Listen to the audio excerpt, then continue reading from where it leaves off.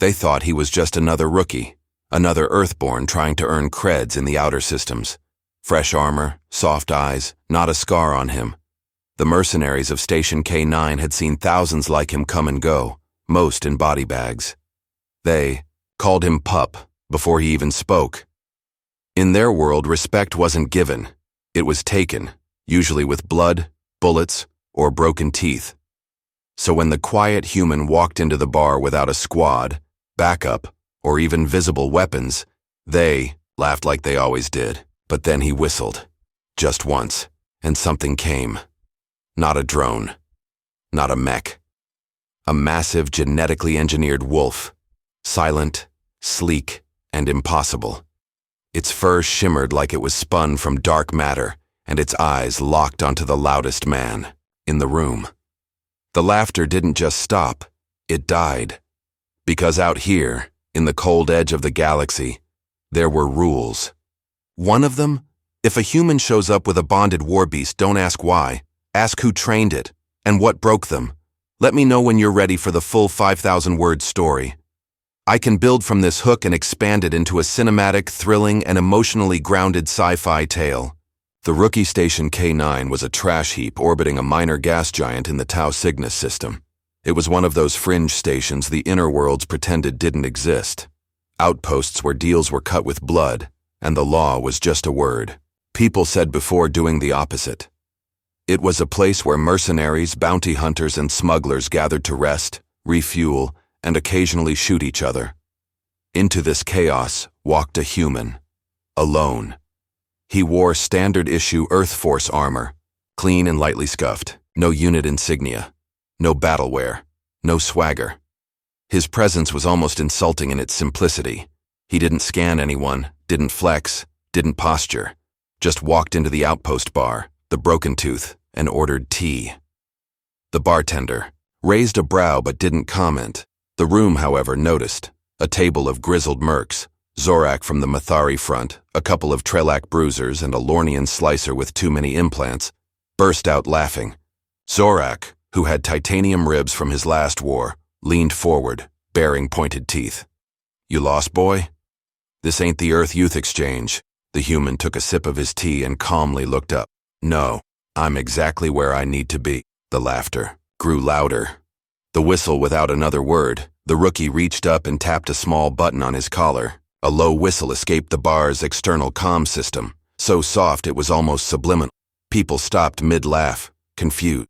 Then the airlock hissed. The shape that padded through wasn't mechanical. It moved with muscle and grace, not servo. The light above the door flickered as a massive jet-black wolf entered the bar. 8 feet from nose to tail, 300 pounds of genetically engineered perfection. Its fur glistened like obsidian, with blue neural tracers faintly pulsing under its skin. The creature's eyes were luminescent silver scanning the room. The wolf sat beside the rookie, silent and still. Not threatening, just present. But in a place like this, presence was everything. Someone at the back war beast. Bonded. Holy void. The Bond genetically engineered wolves weren't new. Earth had deployed them during the Zentari conflicts. Silent, hyper-intelligent trackers capable of operating autonomously or linked through neural bonds. But they were rare. So rare, in fact, that most were retired, dead, or classified as too dangerous for civilian space. The bond between a human and one of these beasts wasn't just command-based. It was neurological, emotional. One brain synced to another in real time, their thoughts overlapping. It required years of training and a psychological compatibility that bordered on myth. Only a handful of handlers had ever succeeded. Most washed out. Some went mad. This rookie wasn't just some green soldier. He was one of them. Zorak stood up. "All right, boy, you made your point. You got a pet. But you still don't belong here. This is a war bar, not a zoo." The wolf growled. Not loud, not showy, but the kind of sound that triggers something primal in every living being with a spine. Zorak stopped mid-step. The rookie finished his tea. "I'm not looking for trouble, but if you push, she'll push back. Hard." A job no one wanted that night. Word spread fast. The kid had a war beast, Earth-trained, bonded. No one knew his name, so they just called him Handler. He wasn't chatty, but when the station's job board lit up with a distress signal from a crashed medical ship on Ixion 4, he signed up. The job was labeled suicidal. The crash site was inside a warlord-controlled zone. No evac, no backup. Dozens of mercs had seen the listing and ignored it. Handler took it solo. They watched him leave with the wolf beside him, the station's crowd, now more curious than mocking. Ixie. A job no one wanted. That night, word spread fast. The kid had a war beast, earth-trained, bonded. No one knew his name, so they just called him Handler. He wasn't chatty, but when the station's job board lit up with a distress signal from a crashed medical ship on Ixion 4, he signed up. The job was labeled suicidal. The crash site was inside a warlord-controlled zone. No evac, no backup. Dozens of mercs had seen the listing and ignored it. Handler took it solo. They watched him leave with the wolf beside him, the station's crowd now more curious than mocking.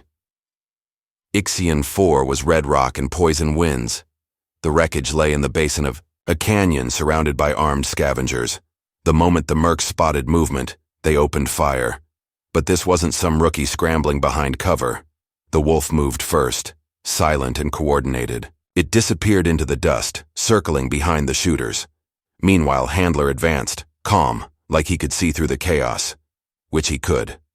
The neural link gave him full spatial awareness, courtesy of the wolf's position and sensory feed.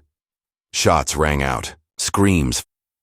What emerged from the dust storm 23 minutes later was Handler, limping slightly, armor. Behind him the wolf padded, ears alert. In his arms he carried a wounded survivor from ship. The others had died, but he brought one back. Reputation, when he returned to Station K9, no one laughed. Zorak nodded at him in passing. The Trellix moved aside when he entered the bar. The slicer who once jeered now offered him a data chip with frontier maps. Respect earned the Handler didn't boast, didn't tell stories, just sat in the same corner, same tea. The wolf lay at his feet like a shadow. Jobs started coming to him.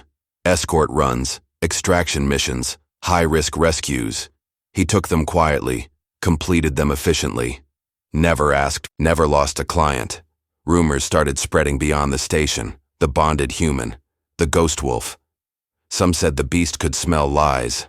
Others claimed it had torn a man in half for threatening a child. None of these stories were confirmed, but none were denied either.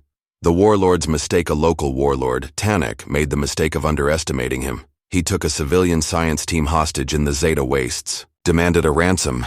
EarthGov wouldn't pay. Handler went in alone. The mission logs were classified, but what leaked was this. The entire outpost was neutralized within 40 minutes. No gunship, no backup. Just one human and a wolf that moved like a wraith. Civilians rescued, no casualties among the hostages. The warlord, no one ever found his body.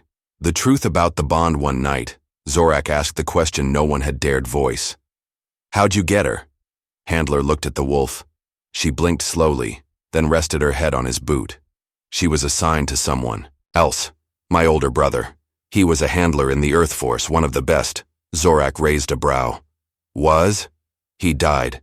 They tried to decommission her. She refused. Nearly tore through 2 squads before I stepped in. She let me approach. Let me sink. We bonded, out of grief. The bar was silent. Handler sipped his tea. Now we just try to do some good. One mission at a time. Legacy. They stopped calling him Rookie after that. His name remained a mystery. He never gave it, but the legend grew. Frontier outposts, pirate havens, even old Earth veterans began to speak of the man and his wolf. He wasn't the strongest, or the fastest, but he was deliberate, unshakable. And when the wolf growled, even the dead seemed to listen. And in the galaxy's darkest corners where law and logic failed, people whispered a single warning: blood and iron. The Vex flagship cracked open like a tin under pressure. Escape pods were disabled, hangars sealed, and communications jammed. Handler and the wolf were everywhere, and nowhere. The crew split, panicked, hunted in groups that only made them easier targets. The wolf could see heat, hear stress, smell fear. Each encounter was brief, brutal, and final. On the command deck, the captain finally understood the difference between a war and a warning.